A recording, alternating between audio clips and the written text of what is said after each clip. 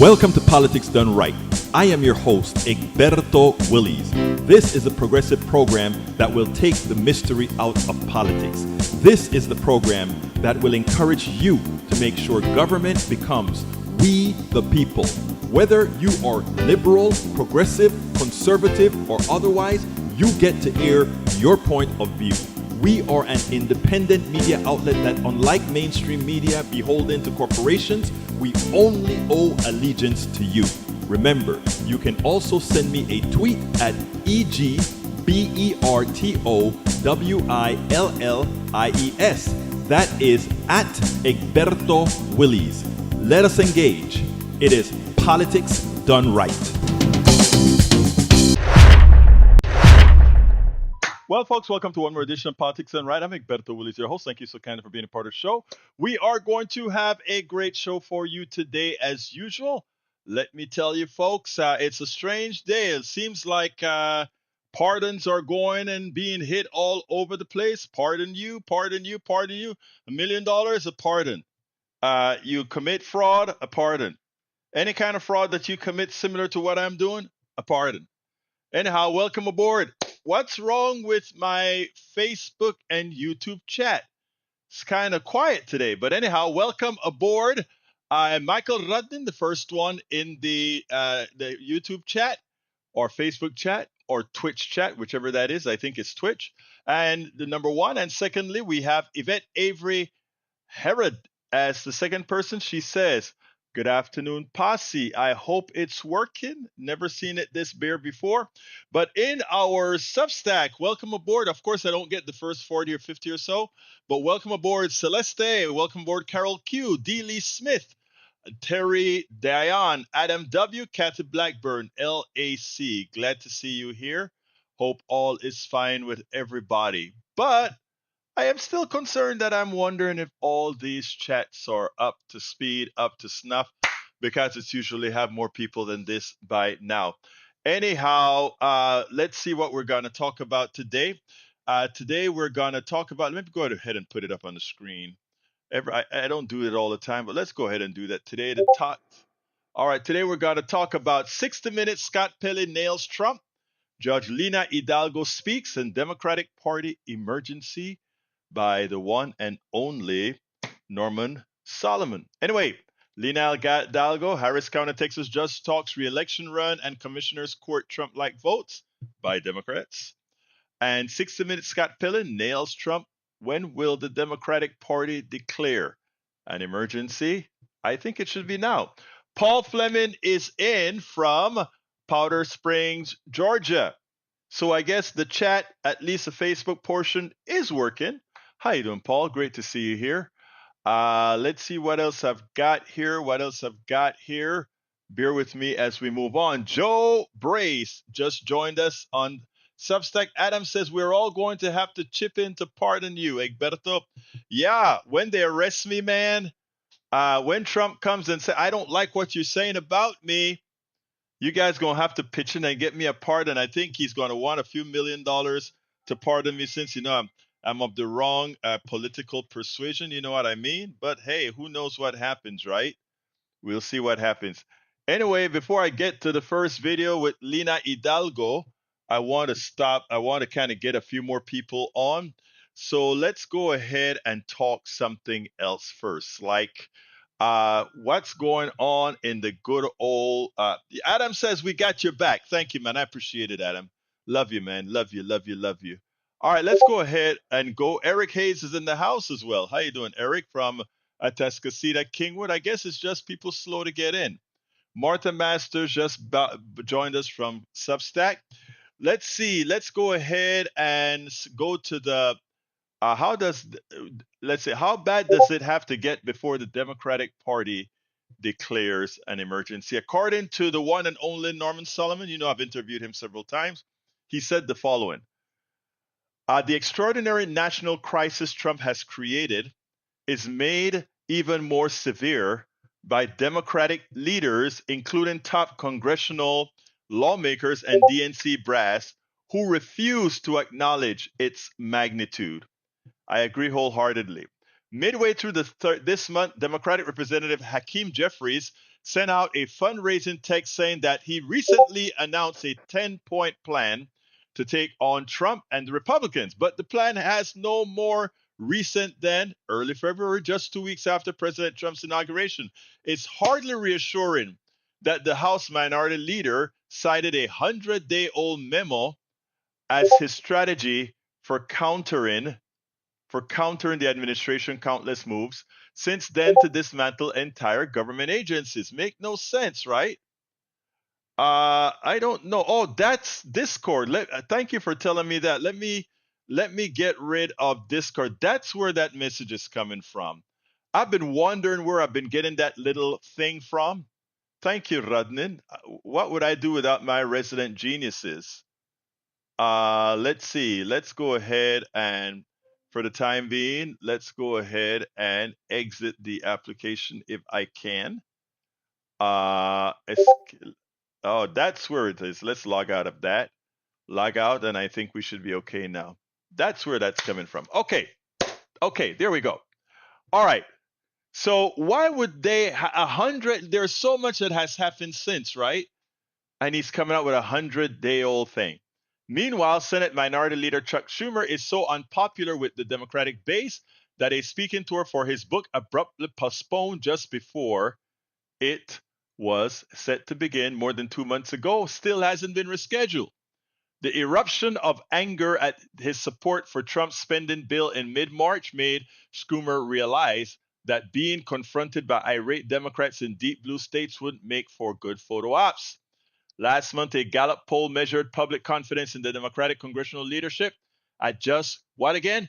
25%, 25%, a steep drop of 9 points since 2023, and now at an all-time low. Much of the disaffection comes from habitual Democratic voters who see the party leaders as slow-moving and timid while the Trump administration continues with its rampage. And it's not only on the national level. Even here in Houston, a Democratic blue city, we see a commissioner's court with 4 to 5 in Democrats, and 2 of the Democrats act Trumpian, act as if they have to follow the Trump model in a Democratic Harris County, where most of the judges are Democratic, most of the positions are held by Democrats, and yet the two of our 4 Democrats on the commissioner's court are misbehaving with no democratic values. We'll play the judge in a little bit. Away from the Capitol, the party's governing body, the Democratic National Committee, is far from dynamic or nimble. Maintaining its twice-a-year timetable, the 448-member DNC isn't scheduled to meet until late August. What can happen between now and late August? Why would you not meet until late August? We are, you hear on my program here and on the radio show I do on KPFT, I am ringing alarm bells. Folks, you have got to go ahead and call your congressperson. You have got to get ahead and get rid of all that the Republicans are doing. Talk to your senator. Ensure that your senator doesn't do the wrong thing. Right? Okay. The DNC in the meantime, the DNC's executive committee is set to gather in Little Rock, Arkansas on Friday for its first meeting since December. That meeting is scheduled to last 3 hours. The DNC bylaws say that the executive committee shall be responsible for the conduct of the affairs of the Democratic Party in the interim between meetings for a full Democratic National Committee, but the pace of being responsible is hurried to the point of political malpractice. The extraordinary national crisis is made even more severe to the extent that top Democrats do not acknowledge its magnitude. 4 months into his job at the DNC chair, Ken Martin has yet to show that the DNC is truly operating in real time while the country faces a unprecedented threat to what's left of democracy. His power to call an emergency meeting of the full DNC remains unused. This week, Martin received a petition co-sponsored by Progressive Democrats of America and Roots Action. That is Norman Solomon's organization, and Roots Action, urging the DNC to convene an emergency meeting of all its members, fully open to the public as soon as possible. The petition adds that the predatory, extreme, and dictatorial actions of Trump administration call for an all-out commensurate response, which so far has been terribly lacking from the Democratic Party. Among the 7,000 signers were more than 1,500 people who wrote individual comments angrily imploring the DNC to finance swing into suitable action. So says Norman Solomon. As several top DNC officials fly into Little Rock's Bill and Hillary Clinton National Airport, they will bring with them the power to begin shifting the direction of the Democratic Party, but the chances of a positive course correction looks meager. The DNC current executive committee is a bastion of the party establishment, unlikely to signal to grassroots Democrats and the general public that the party is no longer locked into automatic pilot. Automatic pilot.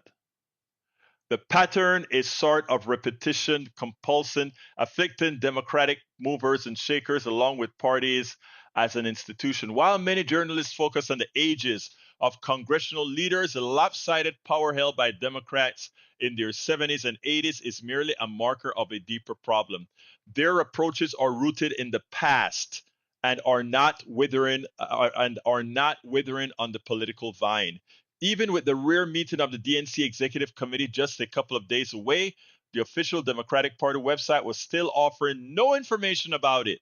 The apparent preference is to keep us in the dark, but anyone can sign up to watch live stream coverage of the Progressive Hub during a 4-hour feed that will begin at 12:30 p.m. Eastern Time on Friday, along with the excerpts from the Executive Committee meeting. As it happens, the coverage will include analysis from my Roots Action colleague, Sam Rosenthal, who's been inside the meeting room in Little Rock, and former Democratic nominee for Buffalo Mayor India Walton. The live stream will also feature a interview with Congressman Ro Khanna, who has endorsed the call for an emergency meeting of the full DNC. And that is on Friday, I guess, at 12:30 Eastern, 11:30 Central. Right now, the Democratic Party appears to be stuck between Little Rock and a hard place. The only real possibilities for the major improvement will come from progressives who make demands and organize. And I agree 100%. Michael Radden says, Egberto, most Americans think that things are going wrong and the Democrats are pushing the status quo with insufficient incremental change. When some Americans vote Republican to break the status quo, they don't realize things can get worse. Much, much worse. Exactly right, Mike. Bruce Pollard is in the house from Kingwood, Texas. We also have in the house Lee Grant from Montgomery County. Thank you guys for being here. In the chat, we have Deborah J. says, our local Democratic Party in my area is gaining many new members and gaining momentum. Thank you, Deborah. You need to put that energy and teach those in other areas what they need to do. Thank you, Deborah, for that. Like the Republican Party doesn't have old men in part. No, they do. But you know what? They have a bench. Look at their senator from Missouri. I don't like him, but they have a bench. They have a bench. They have a bench. It's not about criticizing the Democratic Party. It's about building the Democratic Party. All right. Let's see what else we have here. And let me just say, a lot of people take, especially when this is also playing on Daily Kos, right? A lot of our older Democrats tend to attack people like myself when we try to push the Democratic Party to actually get engaged. Look, it's not a negative what we're doing. I am a very progressive Democrat. All right, at the a very Medicare for all, child care, all that stuff that most people want. We have to do that. We have to do that. All right, let's see what else have I got here before I start the video. Bruce Beto is coming to North Houston mañana. Yeah, I know. I'm a part of that team, the progressive of Houston. Actually, we brought it. It was our initial, not our. I should say our. I work with Cindy Hendrickson, who heads the Indivisible Houston, and she's the one who started that entire ball rolling. And so that's a reality for it I think it's at the Humboldt Convention Center. But anyway, let's go ahead and start the interview that I just completed. Oh, wait. Let's get you in here with Lina Hidalgo, and then we'll take it on the other side after she's done. Check this out. We'll take it on the other side.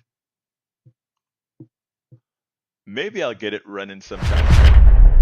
Welcome to another edition of Politics Done Right. I'm Egberto Willis, your host. We are honored today to have Judge Lina Hidalgo. Judge Lina Hidalgo leads Harris County, the nation's third largest county, as its chief executive and emergency manager. Elected in 2018 at age 27 and re-elected in 2022, she became the first woman and first Latina to hold the office, overseeing a $4 billion, yes, that's with a B, $4 billion budget for nearly 5 million residents. A Colombian American immigrant who graduated from Stanford after arriving in Houston at 15, Hidalgo centers equity, flood resilience, public health investment, and criminal justice reform. She boldly steered the county through Hurricane Beryl and the COVID-19 pandemic, championed record early childhood and infrastructure funding, while defending local democracy and voting rights against state reentrenchment and preemption efforts.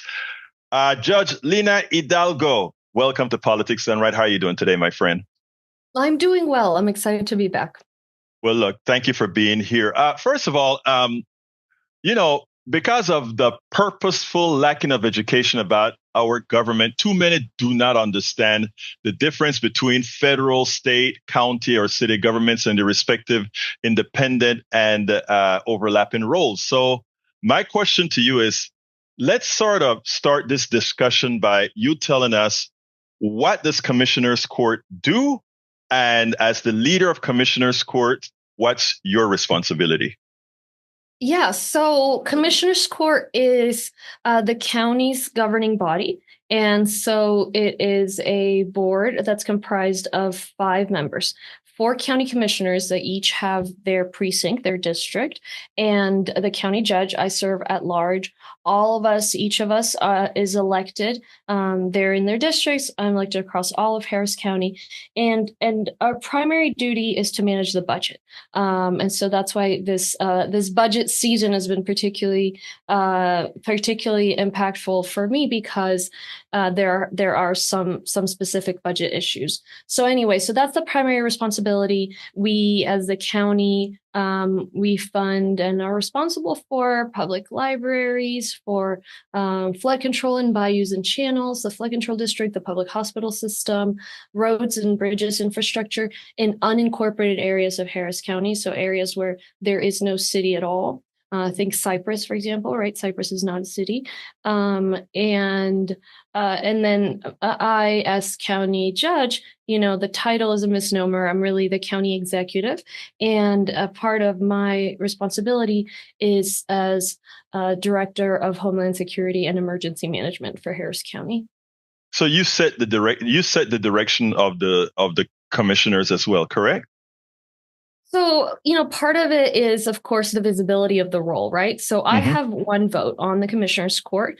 And in order to pass anything, we need 3 votes. My vote weighs just as much as that of any of the commissioners. But of course, I'm the executive, I'm the figurehead. And so in that sense, I'm able to call attention to particular issues and make sure that we're at least trying for us to be pushing in the direction that is most in the interests of our constituents. And so, of course, folks know Harris County has 4.7 million residents as of the last census in 2020.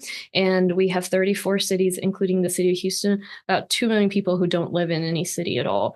We are the 3rd largest county in the country. So it's first it's LA County, and then Cook County, Chicago, and then it's us. And we're larger than 25 states in population.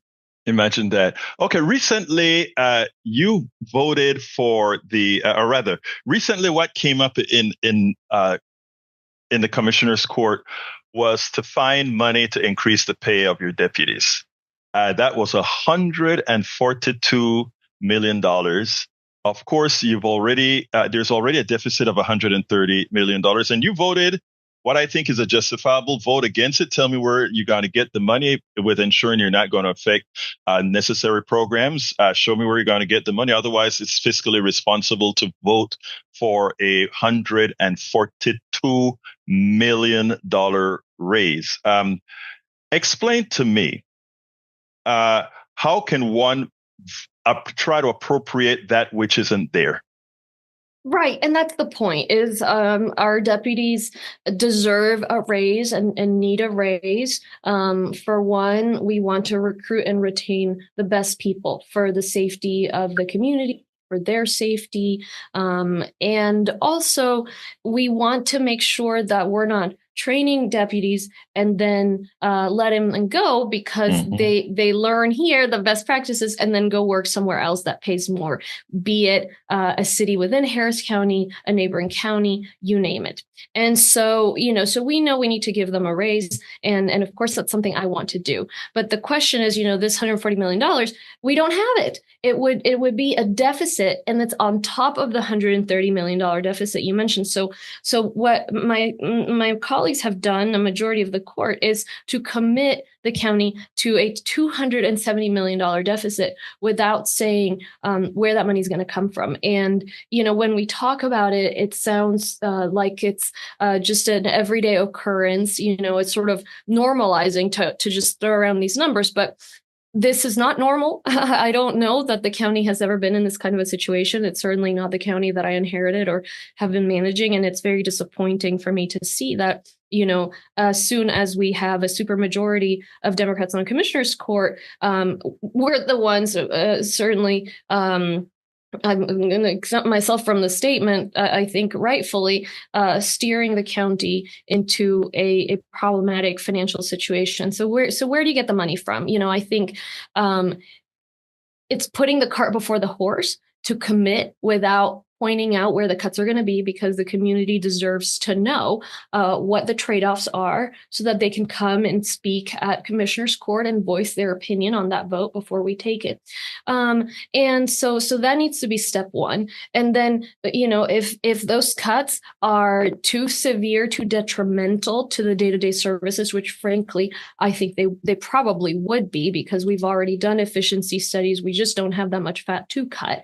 Then it's a question of asking the voters whether they would like to cover, they'd be willing to cover that increase via their tax dollars. And so we had an opportunity to do that last year. And so before we hit this major deficit, I wanted to go to the voters and just say, look, the deputies need a raise. Where do you stand on this? And if, of course, if they voted no, then we know, okay, well, we got to go to the trade-offs. And I couldn't get support to put it on the ballot. So, for me, it's been, it's really tough to watch. And I think, the similarities between that, what the city of Houston is doing, and then what the Trump administration is doing is so frustrating. It almost feels like we have the GOP 3 in the commissioner's court, as opposed to, having four Democrats and one Republican. I am so glad that you framed that the way you framed it.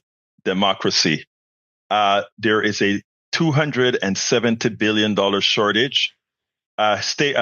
County, what do you want to do about it? We've gone through efficiency studies. You can't get blood out of water. Therefore, you have to decide. And by the way, one other thing that I want to stress here, deputies, our police are very important, but so are the people who clean your office, Judge. So are the people who keep the parks open. So everybody is deserving of a raise. And for us to cut everybody else in order to pay one particular segment of your employees, if you will, I think is patently unfair. And as you've mentioned, it's something that would be expected of other parties. So when I saw Garcia and Briones vote in favor of fiscal irresponsibility, it's one of the reasons I also contacted you, for many other reasons, of course, but one of the other reasons that I contacted you. So I think it is important that this message goes out there. The truth of the matter is, in this county and in this country, Democrats by design and by policy have always been the ones that are fiscally responsible, even as the propaganda doesn't say that. Just want to point that out specifically. So therefore, before we move on to another subject, what then do you hope to do to change, to find a way to pay for this? Because I tell you what, for the other things that would have to be cut, it's a no-go. Right. What are you going to do? Let me just tell you, the kinds of things that would be on the chopping block is it would be the libraries, it would be the public health department, it would be the animal shelter. We have very limited statutory responsibilities. For the animal shelter, for example, it's enforcing animal cruelty laws. But that's just about it. There's no requirement for us to have the beautiful facility that we have and go and do spay and neuter events. And, there's still a lot more that needs to be done, not less. We have entire communities that have problems with stray dogs in particular that we're trying to lean in on. Homelessness is another one. It's still an issue, but we've reduced homelessness by 20% during the pandemic, and we've maintained that, whereas other jurisdictions actually increased. So what's going to happen when we can't fund that anymore? And people point to the city. The mayor is saving all this money, and he's not raising taxes. And I would point people to the document that Controller Chris Hollins released recently, and it's really sort of calling the question the way I'm doing of, okay, it sounds really nice what you're saying. Let's give raises, of course. But how are you going to pay for it? And don't just wave your hand and not answer. And, what we're seeing on the part of the city, very similar, is, the only way for them to be able to make those commitments, those funding commitments, is going to be to raise the water bill, is going to be to raise property taxes, is going to be to keep kicking the can down the road in terms of their pension commitments. So that just puts the city in a worse and worse financial situation. It's just deeply irresponsible. And to your point, whether it's a rhetoric or not, we generally are fiscally responsible, but forget the rhetoric. The point is, how can we, even if it's, well, I want to win my reelection, it's just inappropriate and should be disqualifying to put the community so much behind the eight ball in terms of not even giving them a chance to understand what it is that's happening before taking a vote, and also to basically doom the county financially or service-wise for the foreseeable future, just for the sake of politics. I mean, I think this is going to be remembered. It's a disservice to community, and it's a disservice to the county. So what do I want to see? I want to see that information very clearly conveyed. But at this point, the vote's been taken. They said they're going to take the money. And I would like to see, if that is really truly as problematic as I think it's going to be in terms of the cuts, then just ask the voters and see what they'd be willing to do. The tax rate under my administration has been lower than it ever was under my predecessor. I know taxes are too high, property taxes. We have every relief possible in terms of homestead exemptions, over 65 exemptions. And people need to remember that the reason property taxes are so high is partially it's the school district taxes, because the state over the past few years has dramatically cut its commitment to education. So it cut that. Now it's been growing it, but not enough to make up for the cuts that they'd enacted, which requires the school districts to then collect additional property taxes.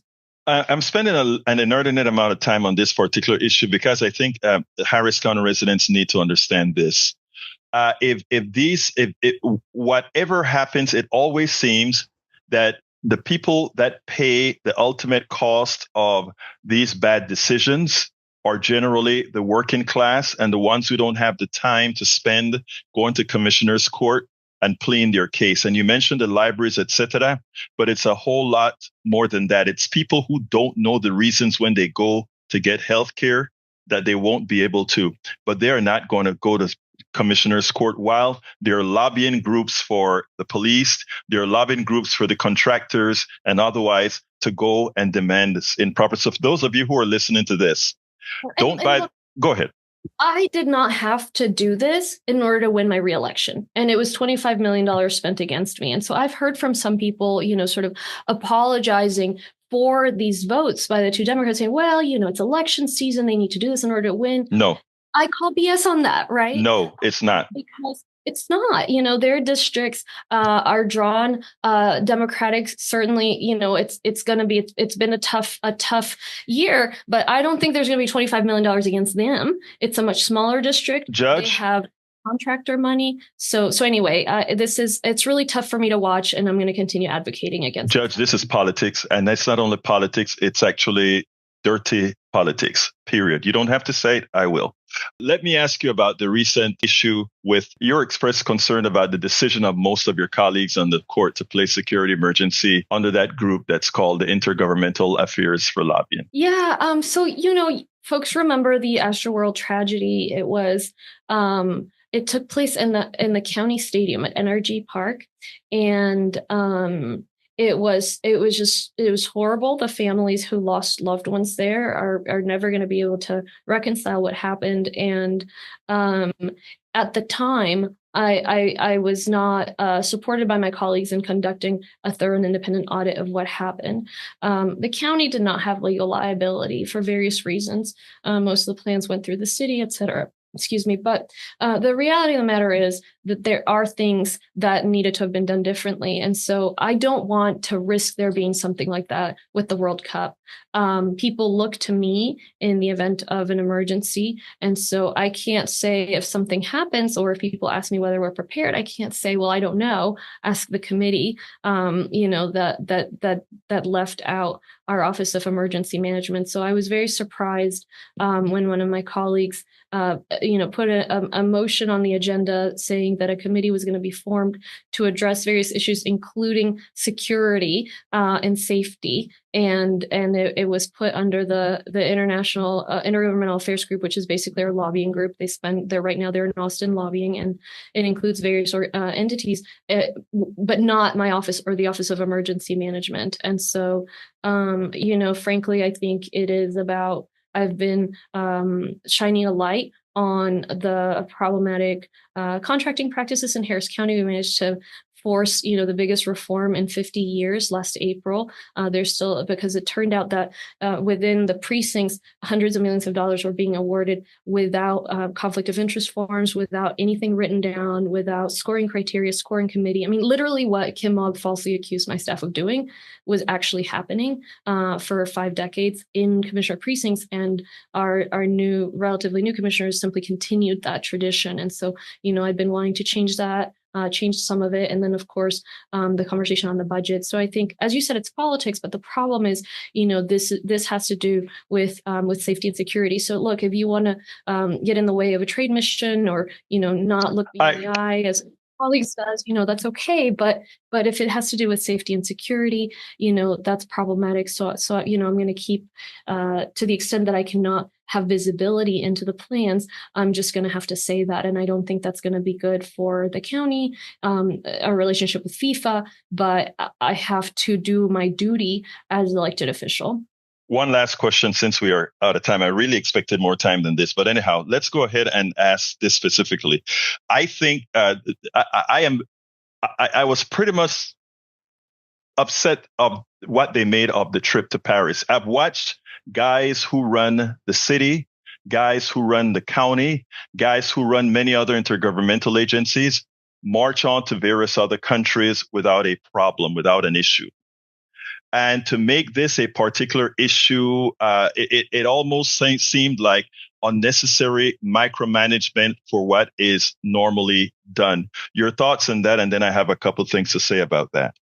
Yeah, I mean, it's politics, as you said. I thankfully these days, after my mental health leave and after, having my staff wrongfully prosecuted or something, it's like, this feels like small potatoes. And so it's a trade mission. We have high-level meetings. It's organized by the Greater Houston Partnership and Rice University. They approached me to lead the trade mission. As you said, it's standard. And it was funding that was coming from my own budget. So I have a budget for travel. It's not additional money. It's $23,000 compared to, $270 million. And part of it was to pay for my security detail to be able to come. And so, it was nasty because generally speaking, each of us is able to spend our office funding as we see fit. So this is very much unprecedented. But I can see it as, as petty as it is. I think it's quite obvious. And so, thankfully I have some campaign funding that I can help cover that with. My concern, of course, is that staff might have to take vacation time to be able to go because I can't pay them for the hours they're working. But it's fine. It's neither here nor there. And look, we're doing a lot of good work. I just, I want the grassroots people in our party to put pressure on folks because we have one Harris County and we're not going to hold on to it if we get to office and behave like the good old boys that were here before us. And to add to that, one important factor, you said it's not neither here nor there. I think it's here and there. And the reason why it's because specifically the different treatment for women, in my opinion, and not only for women, but also for the younger people. And I consider the younger people coming up in the party, the younger people coming up in the county, those who should be and leading the county, and for a whole bunch of old folks to tell you that we're not going to pay for it. I think it's something that should be, to put it bluntly, should be made hell of. Now, that said, how I feel and what I'll also preach about when I'm on the radio, one last statement, and it goes as follows. And tell me here, are you running? So Egberto, as far as your other point, I think, what's also surprising is sort of the echoing of the talking points from the folks on the other side of the aisle. Very surprising.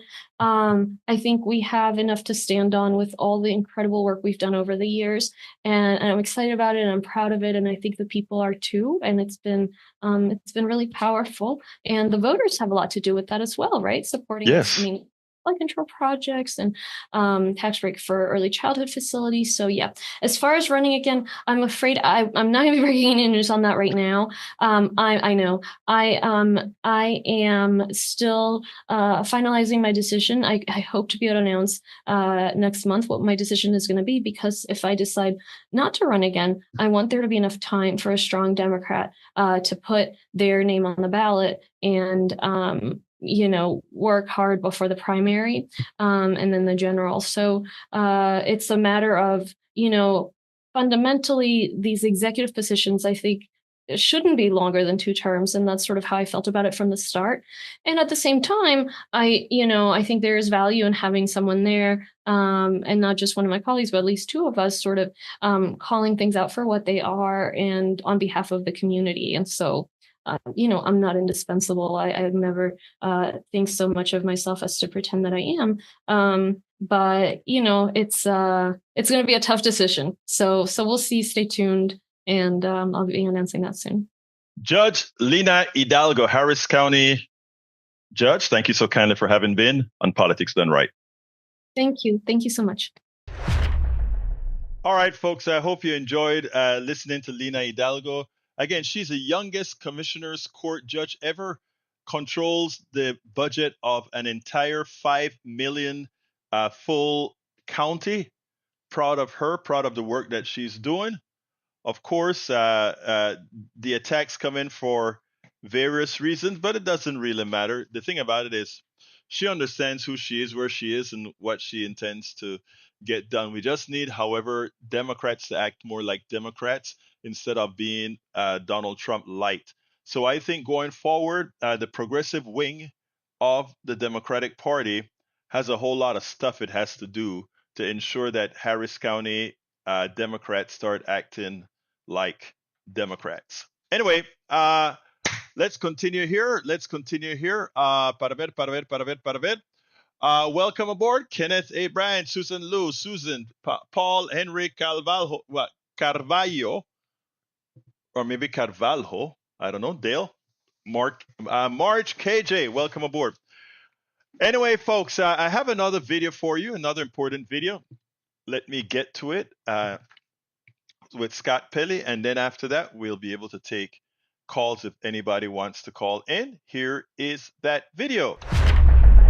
It is clear that Donald Trump is always after education. He's always after the educated. He's always after the scientists, because the reality is, with somebody with such a deprived intellect, if you will, they all become a threat to him. That's why he's with the movement that burns books. That's why he is with the movement that attacks universities and think that people that are smart are just too smart for their britches. Or that is why well, I tell you what, do you remember, I always find this kind of funny, but do you guys remember this? What Donald Trump said about liking the uneducated. Check this out. Poorly educated. I love the poorly educated. I love the poorly educated. I love the poorly educated. Now think about that. Think about that. That was not some off-putting thing that he said when he actually said how much he loved the poorly educated, because the only way you can be a crook and not pay the price for it, the only way you can pass a big bill that attacks Medicaid, Medicare, SNAP, and all the programs that the middle class and the working class needs, and them not come after you, is if you ensure they're not only poorly educated, but they are indoctrinated by you. Luckily, Scott Pelley gave a commencement speech from Scott Pelley from 60 Minutes, and I think he nails it. He actually nailed it. And Chris Hayes did a piece on it, and I want to cut out a little segment of that piece and let you hear it, because I think it was a very well done piece on what Donald Trump wants to do, not just with education, but if you notice, he's doing the same thing with RFK, passing policies that really harm people. Again, there are reasons behind it. Check this out, and then we'll take it on the other side. We're also seeing this escalation day by day of Trump's attacks on us, news media. Probably best exemplified by the president's $20 billion lawsuit against CBS News over an interview 60 Minutes held with then-candidate Kamala Harris. First Amendment experts call the lawsuit meritless, but Paramount, which owns CBS, is already in settlement negotiation. In response, President and CEO of CBS News, Wendy McMahon, resigned, as did the executive producer of 60 Minutes, Bill Owens. Earlier this month, journalist Scott Pelley, who has been at 60 Minutes for more than 2 decades, delivered this warning at a recent commencement address for graduating students at Wake Forest University in North Carolina. Why attack universities?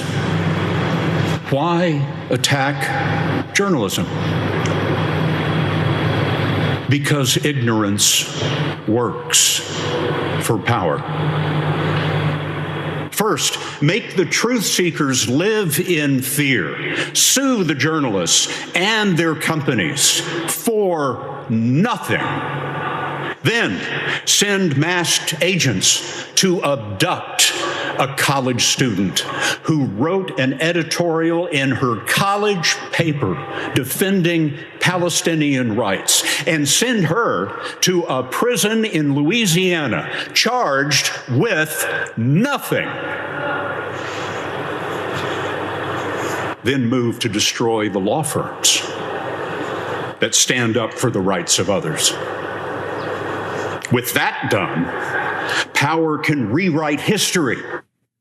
As you can see there, Pelley, to his great credit, is not cowed. And it's true that many aren't. Not every outlet is capitulating to Trump. In fact, today, National Public Radio announced it is suing Trump over his attempts to essentially annihilate the organization, gut funding for the independent outlet through an executive order. And we're seeing this type of resistance everywhere, and sometimes in sort of unexpected areas. Federal Reserve Chair Jerome Powell, I think he's a pretty conservative guy, as far as I can know. He's a guy who was initially elevated to the job of Federal Reserve Chair by a guy named Donald Trump in his first term. is fighting the president's pressure campaign to remove him from his position, calling on the next generation to preserve our democratic institutions, again, in another weekend commencement speech at Princeton University. Here's the single most important thing for everyone to understand about this ongoing existential battle to preserve our American birthright of a free and open society. All these institutions and the people that power them and the vast sources of independent knowledge production and authority contained within them that form what is the kind of civil society of America, altogether are more powerful than this one petty addled man. And Donald Trump knows it, and that's why he wants to end them. And the real silver lining here, and there is one, is that Trump's attacks are so reckless and so baseless and transparent, they have left our independent institutions with no choice but to fight back. So there we go again. The president, the anti-intellect president, the president that wants to keep people dumb, because he knows if people remain uninformed, indoctrinated, etc., that he can simply pilfer them with not a cost. But you know what we are here for? We're here to tell him that no, we see what you're doing, and there are enough of us out here that will seek out your people who you try to keep in a box of misinformation. Well, we're putting little cracks and creases and air holes in that box. And ultimately, Mr. President, you're going to lose. We spend a lot of time deconstructing the news, trying to parse it into a form that everybody can understand. We try to find those little nitpicks where it goes. And yes, we do. Yes, we do. Yes, we do. And yeah, he likes to keep folks uninformed. Let's see. Michael Radin says, Egberto, I've seen another snippet from that speech. Let's see. I hope it has a little bit more because I didn't get all. So let's go ahead and put that up, Michael Radin. Let's go ahead and do that snippet from the speech you're talking about, and I'll get it on the screen momentarily. Let's see where it's at. Put it there. Make sure I have that set up. There we go. All right. Let's see if that's it. Well, where is it? Okay. No, not there. There we go. Morning. Our sacred rule of law is under attack. Journalism is under attack. Universities are under attack. Freedom of speech is under attack. And insidious fear is reaching through our schools, our businesses, our homes, and into our private thoughts. The fear to speak in America. Power can rewrite history with grotesque, false narratives. They can make criminals heroes and heroes criminals. Power can change the definition of the words we use to describe reality. Diversity is now described as illegal. Equity is to be shunned. Inclusion is a dirty word. This is an old playbook, my friends. There's nothing new in this. But in this moment, there is nothing new in this. He's actually absolutely right, 100%. But you know, the only thing that gets me is some people, because of their own prejudices, and I find it astounding how many people are what's the word, that are content in their ignorance, right? Content. Because they don't have to stand up to the fact that now they have to compete. They don't have to stand up to the fact that it's not an easy ride just because of who you are anymore, right? I think Kenneth said something that hits home.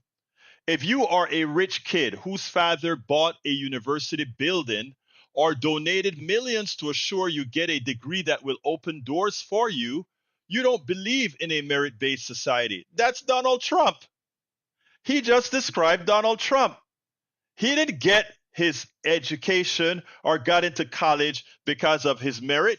You can watch him. He's a dummy. He doesn't know much. He's the kind of guy that think you can inject bleach in veins, that you can put light in your. I mean, he is a dummy. Somebody like that doesn't get into the university that he got into the business department he got into. You can't be that dumb and educated at one of our elite universities. He's dumb. So he didn't get there from merit. We had Pete Hegseth, who replaced Austin, General Austin. Pete Hegseth, General Austin. He talks about merit. This drunk that can barely read talks about merit compared to somebody like General Austin. When you look at the Trump cabinet, it's amazing, because the people that are there based on merit are the people of color. It's amazing.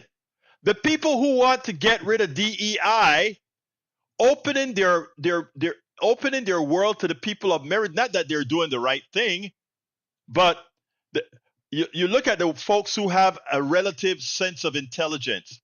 You look at his Treasury Secretary. He's gay. What's his name? Dennett, gay. You look at Marco Rubio, his Secretary of State, Latino. You look at his HUD department, the head of his HUD department, a black businessman. And all the rest of them are misfits. It is amazing that the thing that they're most against, those are the people who are the ones with some sort of intellect in the administration's cabinet. Right? Elon Musk can't get a rocket to fly. I did a piece on that this morning at KPFT. Elon Musk, right? We gave Elon Musk all the technology needed, all the technological know-how NASA developed since the 60s. He has it all. And he can't get a major booster in 9 tries. Even as we have finite element analysis and simulations that we can do before we blow up hundreds of millions of dollars. Right? We can, where we blow stuff up that can put airplanes in danger. I mean, we're talking about the level of incompetence running this government right now. Doge was a complete failure. So he failed at government. He failed at rockets. And for the ones who say, well, you got SpaceX sending stuff to the lab, to the space station, that's our technology, not his, not the one that he paid for. We paid for that. The stuff that he's paying for is failing. And by the way, we are still paying for it because he takes a lot of welfare from the government. Elon Musk does. Welfare recipient extraordinaire. All right, folks, I got 4 minutes for call. Give me a call. 281. Oh, let me put it on the screen. 281-823-7747. 281-823-7747. Anybody can call me now. 281-823-7747. Anything you want to say. Deborah says, Trump also got out of the military service with the help of his daddy and heel spurs. Yeah, right. Were the spurs real? If he had heel spurs, he would not be able to stay on his feet playing golf and wasting taxpayer dollars. Exactly right. Cheryl Burke, welcome aboard. Adam W. says, the Bush family as well. Exactly. Deborah J. said, I said before that ignorant people are easily manipulated. Ignorance makes it easier for Trump to stay in power. Let me show you the heights of ignorance, right? My brother in the chat. We just had Lina Hidalgo on. He said, Lina Hidalgo is a Democrat. Ellis is a Democrat. I'm talking about commissioners. Garcia, a Democrat. Briones, a Democrat. Ramsey, a Republican. Now they want to give this big raise to the deputies, right? To match Houston City, his city of Houston. But they don't have any way to pay right now. They don't have to find the money. So the people who voted to blow up the Harris County budget, welcome aboard, Harry. Hold on a second. For the people who decided to blow up the budget, Garcia, Briones, and Ramsey, a Republican and 2 Trump-like Democrats, decided to blow the budget. Now, Hidalgo, the commissioner that I had on, the judge, she's the head of the commissioners.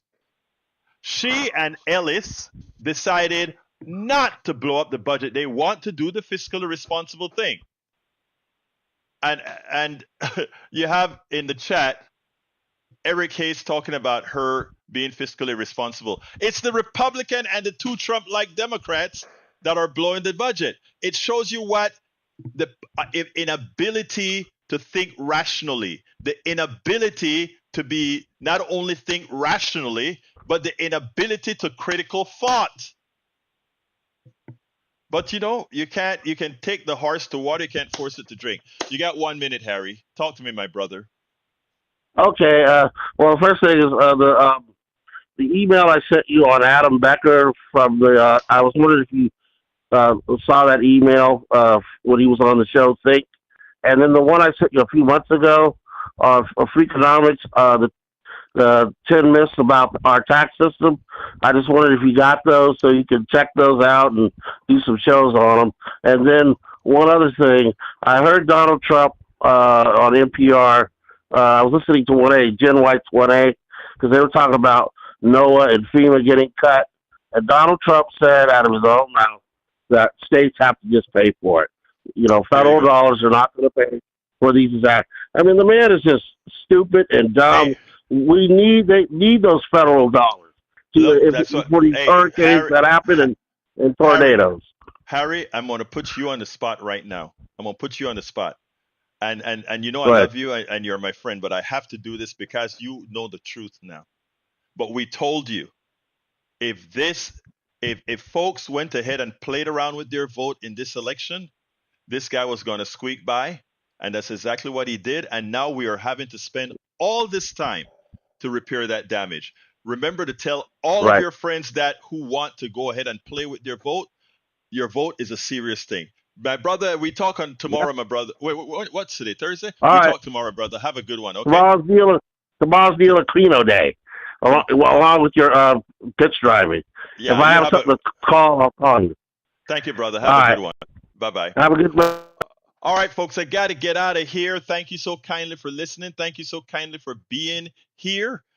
Please remember to go ahead and become if you have the wherewithal to do so, we can only do this with your support. So I ask those of you who can to please become a paid supporter.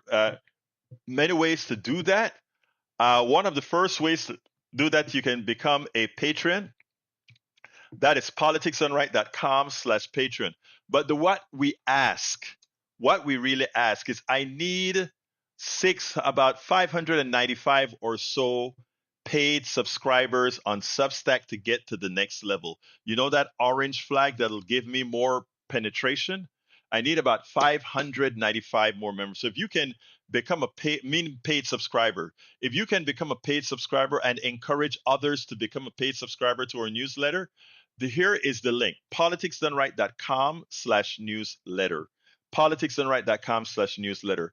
That is how we can keep moving this message forward. It's me alone doing 16 hours of work every day, 7 days a week.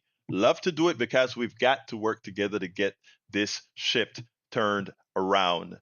So thank you so kindly. I ask you kindly, become a paid subscriber today. politicsdoneright.com/newsletter. If you're already in the chat or whatever for Substack, just click subscribe and become a paid subscriber. Thank you so kindly. Got to get out of here. My name is Egberto Willies. This is Politics Done Right. And you guys know how I end this baby. I am what? Out!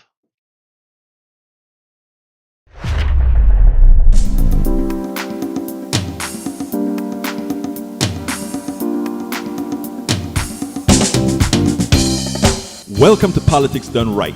I am your host, Egberto Willies. This is a progressive program that will take the mystery out of politics. This is the program that will encourage you to make sure government becomes we the people. Whether you are liberal, progressive, conservative, or otherwise, you get to air your point of view. We are an independent media outlet that, unlike mainstream media beholden to corporations, we only owe allegiance to you.